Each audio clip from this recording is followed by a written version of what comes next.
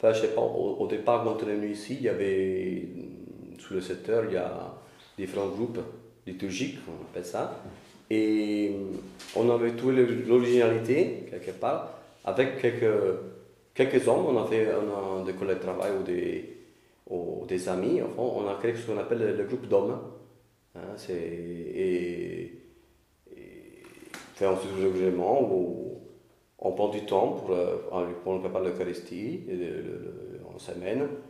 On prend 1, 2 heures tranquillement, que pour lire la parole de Dieu. Après, pour la préparation concrète, chacun on délègue qui fait les chants, qui fait l'intention prière, tout ça. Et puis, c'est que on prend vraiment, ça nous permet ça de vraiment d'entrer tranquillement dans la vie du quotidien. C'est-à-dire, du coup, quand on partage comme ça, notre vie quotidienne rentre dans la liturgie. Et aussi, on continue le soir pour des partages des agapés, comme on appelle ça, des repas ensemble. Et puis le dimanche, ou le samedi, quand on a mis la messe, après, nous toujours nous retrouvons pour dîner ensemble. Et on invite aussi souvent l'épouse ou l'époux qui, forcément, ne fréquentent pas régulièrement l'église, ou même qui sont contre, mais qui acceptent cet aspect de fraternité volontiers, ils attendent ça, même ils ne viennent pas à la messe, mais après. Et alors ça permet finalement de faire entrer dans le quotidien la célébration.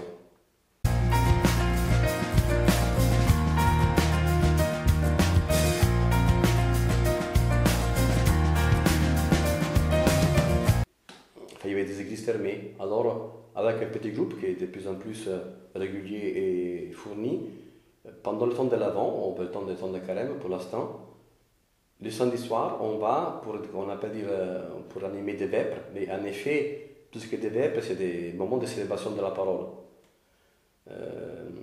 Là aussi, ça permet à des églises qui sont toujours fermées d'être ouvertes, de donner un sens à la maison. Alors, est-ce que, bien sûr, ça dépend des endroits, s'il y a eu, je ne sais pas, il y en a des fois on est 30, des fois on est 5, des fois on est 10, 15, il y a des nombres irréguliers de participants. Mais là aussi, c'est un moment, une occasion de célébrer la parole en simplicité, en tant que chrétien, sans prétention.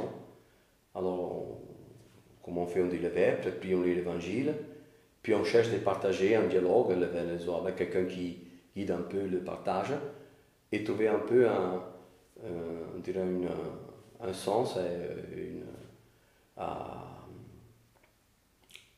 une dimension tellement qui puisse nous parler aujourd'hui de la parole de Dieu. Voilà, hein. Et voilà, au départ, les gens étaient un peu surpris, ils n'osaient pas trop parce qu'on ne fait pas ça. Et puis de plus en plus on avance, les gens demandent et ils n'ont pas peur d'intervenir. Hein. Ils savent qu'il n'y a pas de professeur, ils ne sont pas jugés. Et à peu, puis ça ressort un peu dans ce qui est la prière universelle.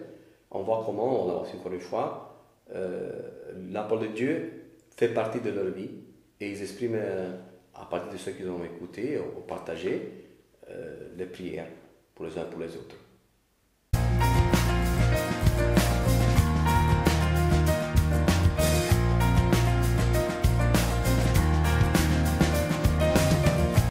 C'est-à-dire, chacun marqué par son expérience. Et je dirais, ce qui est important, moi je dis souvent, quand les gens qui viennent pour lire la parole de Dieu avec nous, je dis, la parole de Dieu n'est pas faite pour être lue de manière individuelle. Elle doit forcément retomber dans un aspect communautaire. Et on se rend bien compte, finalement, qu'en partageant ensemble, la parole de Dieu prend une couleur différente. Pas seulement ça, mais on sent le besoin, en fond, de créer, entre guillemets, des petites communautés. Un chrétien isolé, c'est un chrétien en danger. Bon, il y a ça, mais il faut aussi positiver la chose, finalement. une communauté tout seul, une vie chrétienne est faite pour partager avec les autres. Et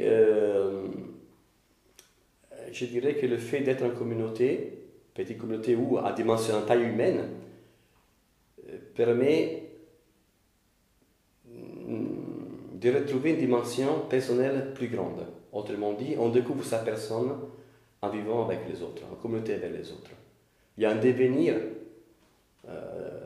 de soi qui est fait en découvrant l'autre. Forcément, voilà, alors c'est important que s'il n'y a pas, je pense que la communauté c'est l'avenir, une petite communauté comme ça, à taille humaine, où chacun retrouve un peu sa dimension, dans cette société qui tend un peu à individualiser par les moyens, apparemment on communique tout et on ne communique rien. Les petites communautés peuvent permettre un peu d'être un peu des lieux de ressourcement, des lieux de jugement, pas de jugement, de discernement, pardon, de discernement, pour voir un peu comment avancer. Et on se sent porter les uns les autres et tout devient, entre guillemets, plus facile.